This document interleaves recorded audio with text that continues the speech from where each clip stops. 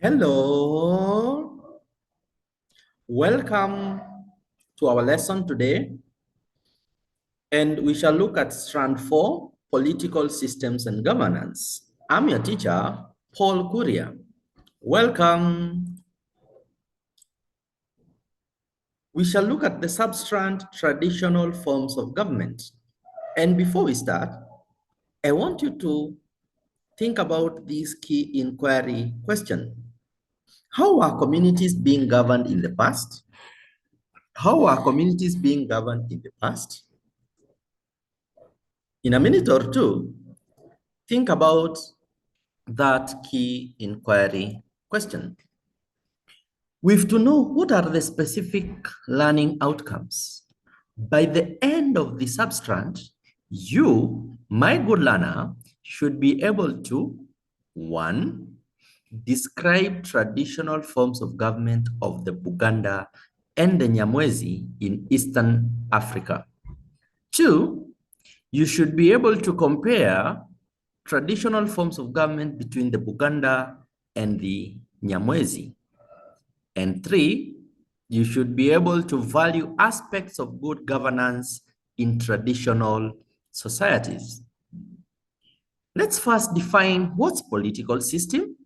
Political systems, these are the ways in which people carry out their political affairs, whereas governance is the process of overseeing the control and direction of a country or an organization. Let's start by looking at the traditional governance of the Buganda. The Buganda Kingdom was organized in a centralized form of government. The form of government was called centralized monarchy. The Kabaka was the ruler of the kingdom. So the title of the king in the Buganda Kingdom was Kabaka. You'll hear names such as Kabaka Mwanga, Kabaka Mutesa, because the title of the king was Kabaka. In Buganda Kingdom, it was divided into 3 arms. The first one being, as you can see on your screen, we had the executive arm, which was headed by the Kabaka. Then the second one was the judicial form, which was headed by a chief justice. The title of the chief justice in the Buganda Kingdom was Omulamuzi. Omulamuzi. Maybe for your for quick memory, you can call him Omulamuzi from the Swahili word amua, amua, amua. So Omulamuzi, someone who makes decisions. Omulamuzi. Then the third arm was parliament, and parliament in the Buganda Kingdom was referred to as Lukiko. Lukiko. Buganda was divided into smaller units, equivalents of counties, called Sazas. Sazas. Each Saza was under a Saza chief who used to be appointed by the Kabaka. Remember, Kabaka is the king. So the Buganda Kingdom is divided into Sazas, all right? And each Saza is under a Saza chief who is an appointee of the Kabaka.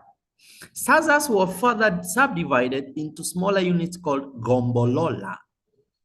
These were headed by the Gombolola chiefs. Below the Gombolola was Vitongole, and each Kitongole was headed by Vitongola chief or a Kitongola chief. Below it, we had Themiruka, and the smallest administrative unit in the Buganda Kingdom was at the village level, which was called Tabaka. Tabaka. They were made up of clans headed by Bataka, and there were 54 clans in the Buganda Kingdom. The Bataka were led by a senior chief who was referred to as Mugema. Mugema. Now, as you can see on your screen, I'm displaying a chart showing the governance structure among the Buganda. And top apex, you can see the leader was Kabaka, who was the king of the kingdom. They had a chief justice who was in charge of judiciary. And if you can remember what we've just said, is that he was referred to as Omulamuzi. Omulamuzi. They had a prime minister called Katikiro. Katikiro was the title of the prime minister. And then the treasurer or the finance minister was Omwanika. Omwanika. Parliament or legislature was referred to as Lukiko. Lukiko. And then the county chiefs, the Saza chiefs, and then the Saza was divided into Gombolola with Gombolola chiefs. Then we had the parish chiefs who are referred to as Miruka, and we had sub-parish chiefs called Batongole. Batongole. Next, we look at the Wanyamwezi chiefdom. Wanyamwezi chiefdom. The Wanyamwezi, they lived in small groups, groups of villages called Gunguli. Gunguli. This was headed by a hereditary chief known as Ntemi or Mtemi. So in the Wanyamwezi chiefdom, the title of their leader, who was a chief, was Ntemi or Mutemi. Such chiefs were also found among other communities living in the northwest and central parts of Tanzania.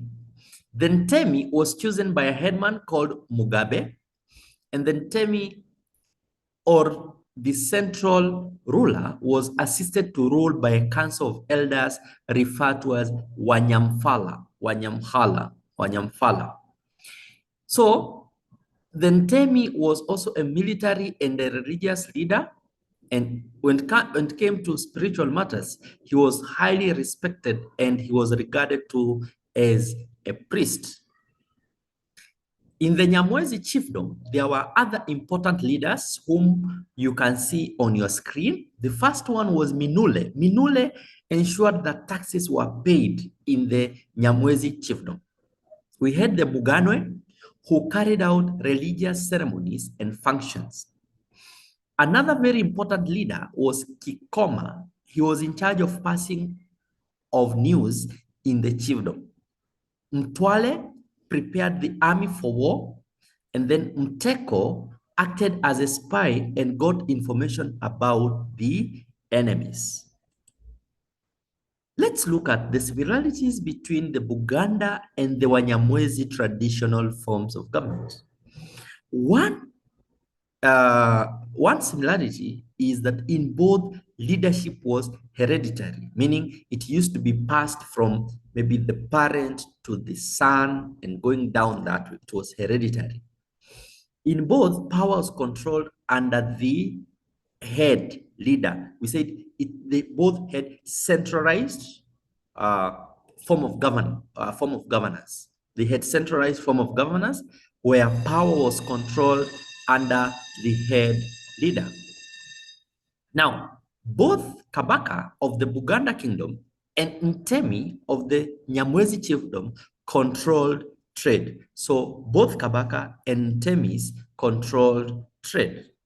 In both, the head leader was the commander-in-chief of the army.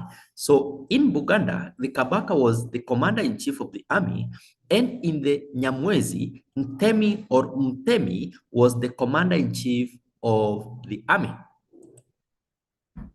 What was the difference between the Wanyamwezi and the Buganda traditional forms of governance?